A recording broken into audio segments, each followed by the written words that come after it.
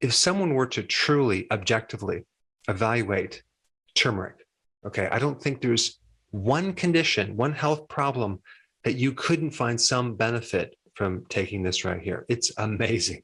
I've been growing turmeric for the last 9 months, and I finally harvested it, and my wife and I are eating it. We're just chewing it. It's like an aromatic carrot. It's not very strong, but boy, does this have some serious potent properties. But first, let me talk about how to increase the bioavailability of turmeric. Now, anytime you take turmeric in a supplement, I highly recommend you don't take it in the curcumin extract only. You want the whole plant, because curcumin is only one of many, and I'm talking about thousands of different phytonutrients in turmeric. So if you get something that says curcumin extract, also make sure it comes with the turmeric powder. Or you could just, like I said before, chew the whole thing. Number 2, black pepper or white pepper will help you increase the absorption by roughly 2,000%. The white pepper actually increases the absorption a little bit better, but they're both pretty similar. Now, what you could do if you're going to take a supplement or just consume this, you can just take a black peppercorn or a white peppercorn and just swallow it. That will help. And thirdly, add some fat at the same time you're consuming it. The question is why? Because a lot of these phytonutrients, including curcumin, are fat soluble.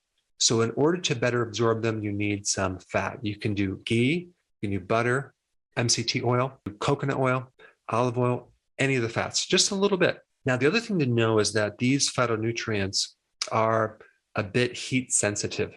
So if you're going to put them in your foods, chances are they're not going to be as potent. The other point is, if you get a supplement with turmeric or the curcumin extract, make sure you get the one that's freeze-dried, because freeze-dried allows for these enzymes to be activated. So they're in a state that's dormant, but they're not overly processed or heated. So let's just do a deep dive into what this stuff actually can do for your body. Out of all the plants, I would imagine that turmeric is right at the very top as far as the number of studies that were done on this. I'm talking about double-blinded, placebo-controlled studies on all sorts of things. The 2 big areas of research for turmeric are, number 1, inflammation, and number 2, cancer. And the amazing thing about turmeric is that it has virtually no side effects. There's been no deaths, no serious side effects, maybe some slight digestive problems if you have too much. But even at high doses, there's no major serious side effects like there are with medications. And they've compared a lot of different medications to turmeric, and turmeric keeps up with these medication effects. Okay, so let's start with antioxidant potential. It increases glutathione. It increases other antioxidant networks in your body by actually increasing your ability to activate these antioxidants. There are certain genes that turn on or turn off your antioxidants, and turmeric has the ability to turn them on to help fight off free radical damage that's involved with oxidation and inflammation. Turmeric also has potent effects for your brain and nervous system. It's been tested to show significant improvements in Alzheimer's, Parkinson's, other neurodegenerative disorders. It's also been shown to decrease the formation of plaquing in the brain. It has very potent cardiovascular effects in helping lowering blood pressure, decreasing lipids, helps slowing down the formation of plaquing in arterial sclerosis and clogged arteries. It also protects that inner lining of your arteries, the endothelial layer that is usually most vulnerable to inflammation. Now, from a microbe standpoint, turmeric is a powerful antimicrobial, antiviral, antibacterial, anti-candida, antifungal, antiparasitic, anti-H. pylori.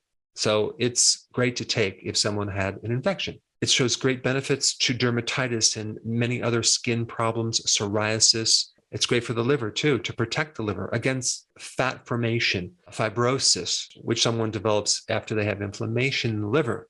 Because turmeric has very potent anti-inflammatory properties, it's going to slow down fibrosis in the entire body. It also helps stimulate phase 2 detoxification, turning these poisons into harmless particles. It also inhibits procarcinogens. Certain things in turmeric also increase bile salts, and that gives you a whole cascade of improving digestion increasing the fat-soluble vitamins.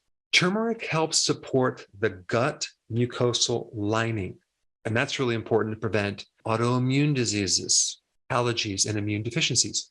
Curcumin in turmeric directly targets the DNA to help protect the DNA against free radical damage, to help in the improvement and repair of DNA. It also helps the cells that are damaged commit suicide, and that's a good thing. It's called apoptosis, which is controlled cell death if there's a problem in the cell, which that right there can help lessen the risk for cancer. Curcumin also protects the cell if someone is taking chemo or radiation therapy, as well as increasing the effectiveness of that treatment. Turmeric also helps the endocrine system in many different ways. One big way is to make insulin more sensitive. So if someone has insulin resistance as a pre-diabetic or a diabetic, it helps insulin become more sensitive.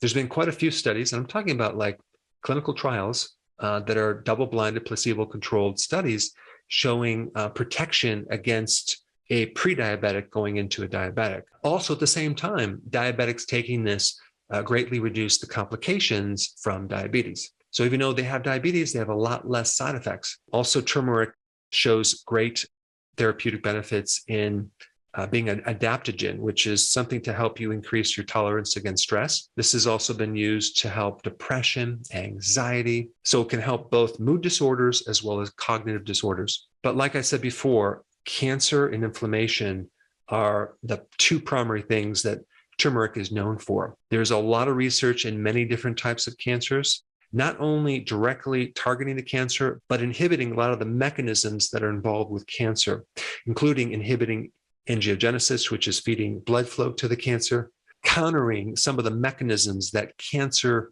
and tumor cells use to suppress your own immune system. So it actually helps your cells prevent the cancer cell from surviving. And also in one study, they found curcumin inside a colon cancer cell, which means that somehow it ended up there, which is a good thing because now that can create some really cool effects. There's many different pathways involved with inflammation. And so curcumin seems to inhibit most of those pathways, which gives a very broad spectrum approach for inflammation. I'll include one study that shows all the different medications that work for inflammation and then how curcumin mimics a lot of these medications. And so curcumin is not actually a root, it's a rhizosome, which is kind of like the stem of a plant that lives underneath the soil to help protect it.